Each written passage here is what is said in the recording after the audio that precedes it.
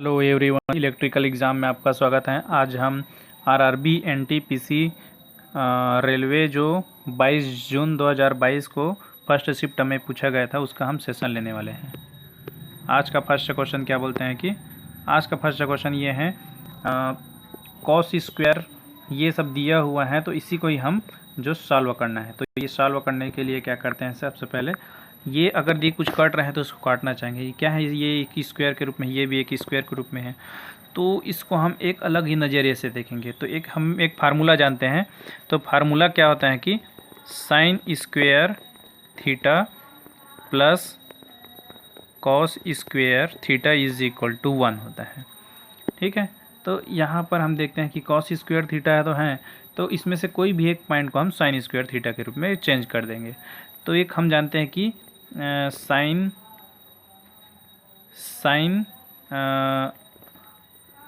इसको देखते हैं कि 90 माइनस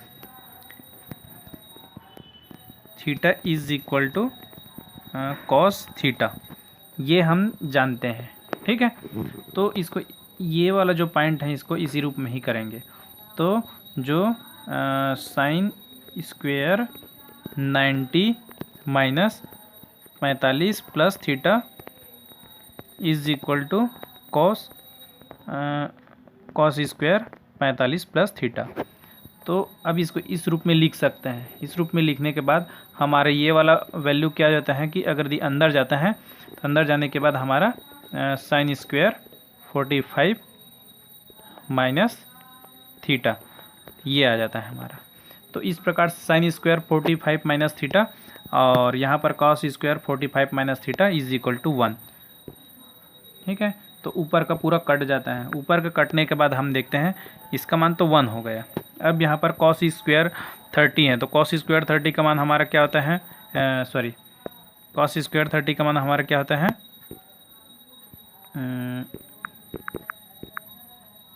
कॉस स्क्वायर 30 का मान हमारा क्या होता है, 2 का स्क्वायर होता है। ठीक है, इनटू साइन 45 का मान क्या होता है, 1/√2 का स्क्वायर होता है, माइनस सेक स्क्वायर 60 का मान क्या होता है कि 2 का स्क्वायर होता है। ठीक है, तो इस प्रकार से हम यहाँ पर देखते हैं कि 2 का स्क्वायर ये जो है इसको कॉमन ले लेते हैं। ठीक है, अब यहाँ पर 1/√2 का 1/2 हो जाता है माइनस 1। अब यहाँ पर 2 का स्क्वायर और यहाँ पर ये आ जाएगा हमारा माइनस 1/2। तो यहाँ पर 2 कैंसिल हो जाता है। इस प्रकार से हमारा फाइनल आंसर माइनस 1/2 हो जाता है। नेक्स्ट क्वेश्चन देखते हैं। नेक्स्ट क्वेश्चन में क्या बोलते हैं कि ए किसी कार्य के 12% भाग को निर्धारित समय के 15% समय में पूरा कर सकता है। ए और बी निर्धारित समय की पूरी अवधि तक कार्य करते हैं और कार्य समय पर पूरा हो जाता है। बी कार्य का कितना भाग पूरा कर सकता है, तो इसको हम समझना चाहेंगे।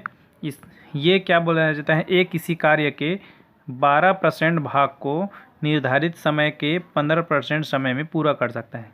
इसका मतलब ये बोला है कि ए जो है हमारा जो 12% कार्य के जो 12% भाग को 15% समय में हमारा पूरा कर देता है। ठीक है ना, ये बोला है। तो अगर इसको हम परसेंटेज में कन्वर्ट करना चाहेंगे तो 100 का मल्टीप्लाई कर देंगे।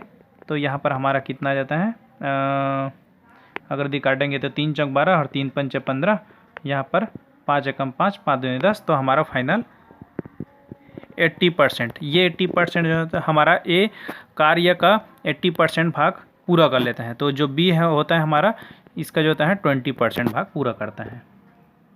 अब इसका आगे जो नेक्स्ट क्वेश्चन देखते हैं।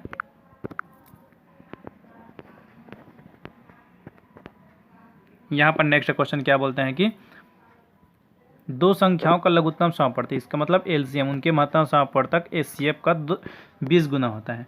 इसमें जो सबसे पहले तो देख लेते हैं कि जो एचसीएफ है, एचसीएफ जो होता है इसको हम एक से मान लेते हैं। ठीक है, एक से मान लेते हैं। तो इसमें क्या बोला है कि जो एलसीएम है वो एचसीएफ का 20 गुना होता है, ये बोला है। ठीक है, तथा लघुत्तम समापवर्तक उनके महत्तम समापवर्तक का योग का योगफल जो होता है 504 होता है। इसका मतलब एक्स प्लस 20x, ये हमारा लिख सकते हैं कि 21x इज इक्वल टू 504 लिख सकते हैं, ठीक है नहीं। तो x बराबर हमारा कितना हो जाता है, अगर इसको इधर करेंगे तो 24 हो जाता है, ठीक है। अब इसमें देखते हैं कि x का मान तो हमारा 24 हो ही गया, ठीक है। अब यहाँ पर LCM is equal x is into 24, तो इसका मान हमारा कितना होगा, 480 हो जाता है, ठीक है। मतलब 24 इंटू 20, ये इतना मान होता है। अब इसमें बोला गया है कि यदि दो संख्याओं का अंतर 24 है, ये तो 24 है ही, दो संख्याओं का अंतर, यदि दो संख्याओं का अंतर 24 है तो संख्याओं का योगफल ज्ञात करना है। तो देखो इसमें जो x है, मान के चलो जो दो संख्या है, एक 24x ले लेते हैं, ठीक है, और दूसरा में 24y ले लेते हैं, ठीक है, क्योंकि दोनों में 24 जो एचसीएफ हैं वो उसमें हमेशा कॉमन रहता है। तो ये जो x है ये वाला हमारा सिर्फ होता है एक, मान के चलो 5 इंटू 4, तो इसी को ही हम x मान लेते हैं, एक को x को जो होता है 5 मान लेते हैं और y को 4 मान लेते हैं। तो इसमें हमारा जो होता है आंसर कितना हो जाता है, एक का जो होता है 120 हो जाता है, 24 गुणित 5, और 24 गुणित 4 कितना होता है हमारा 96 होता है। तो ये दोनों संख्याओं का योगफल ज्ञात करना है, तो ये दोनों संख्याओं का योगफल हमारा कितना हो जाता है, 216 फाइनल आंसर आ जाता है। अब इसका नेक्स्ट क्वेश्चन देखते हैं।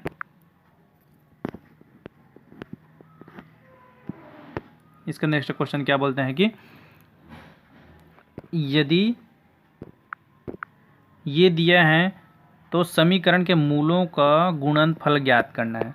तो समी के मूलों का गुणनफल ज्ञात करने के लिए हम क्या करते हैं, सबसे पहले देखते हैं कि यहाँ पर 6y का स्क्वायर माइनस 13y प्लस 6 है। तो इसमें ये जो y स्क्वायर है तो y स्क्वायर का हमारा कोफिशिएंट क्या होता है, हमारा a होता है, A Y square minus B Y plus C, इस रूप में भी लिख सकते हैं, इज इक्वल टू 0, ठीक है। ये 6 है, इज इक्वल टू 0। तो हमारा इसमें क्या होता है कि मूलों का योगफल, तो मूलों का योगफल क्या होता है हमारा, माइनस बी बटा ए होता है। और इसमें एक और होता है जो मूलों का गुणनफल, तो मूलों का गुणनफल क्या होता है हमारा, सी बटा ए होता है, सी बटा ए। तो ये दोनों को फार्मूला को हमेशा याद करना। तो सी बटा ए क्या होता है हमारा, सी 6 और ए हमारा ये भी 6 है, जो यहाँ से ए मिल जाता है, तो 6/6 हमारा 1 आंसर आ जाता है।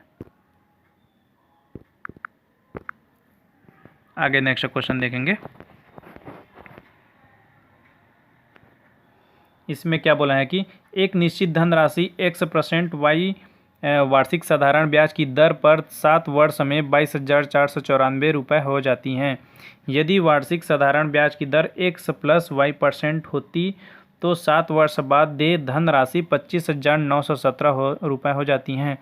तो निवेश की धनराशि ज्ञात करना है। देखो इसमें क्या बोला है कि इसमें जो है 1% है हमारा और 7 वर्ष के लिए दिया है, तो 7 वर्ष में हमारा कितना हो जाती हैं, 12,494 रुपये हो जाती हैं, 22,494 रुपये हो जाती हैं। और एक दूसरा क्या दिया है कि x प्लस वाई का परसेंटेज दिया हुआ है, ये हमारा जाता है 7 वर्ष, तो 7 वर्ष बाद हमारा कितना हो जाती हैं, 25,917 रुपये, ठीक है ना, 25,917 रुपये हो जाती हैं। तो ये है, ठीक है। तो इस ये जो है हमारा धन राशि को बताना है। तो दोनों का अगर डिफरेंस करेंगे, दोनों का डिफरेंस करने के बाद हम वर्ष से मल्टीप्लाई करेंगे तो हमारा जो है एक ब्याज के रूप में निकल जाता है, ठीक है। तो हम देख सकते हैं कि दोनों का हम डिफरेंस करेंगे तो डिफरेंस करने के बाद हमारे यहाँ पर 4% और 7 वर्ष के लिए हमारा कितना हो जाता है, 4% 7 वर्ष के लिए। जिस प्रकार से इसमें देख सकते हैं कि ये दोनों को माइनस जैसे करेंगे तो माइनस करेंगे तो यहाँ पर जाता है 7×3 तो 3,423 रुपये, 3,423 रुपये हो जाता है। तो ये हमारा जो होता है 28% के लिए हमारा जो होता है 3,423 रुपये हो जाती हैं। तो ये जो होता है धनराशि जो होता है 100% के लिए है, तो 100% के लिए कितना हो जाएगा 23,423 इंटू 100/28, ये हमारा 28 है। तो ये हमारा जो है फाइनल, अगर ये सभी को कैलकुलेट करेंगे तो 12,225 रुपये, ये इसका आंसर आ जाता है। सो इसका नेक्स्ट पार्ट अगले वीडियो में देखेंगे। Thank you.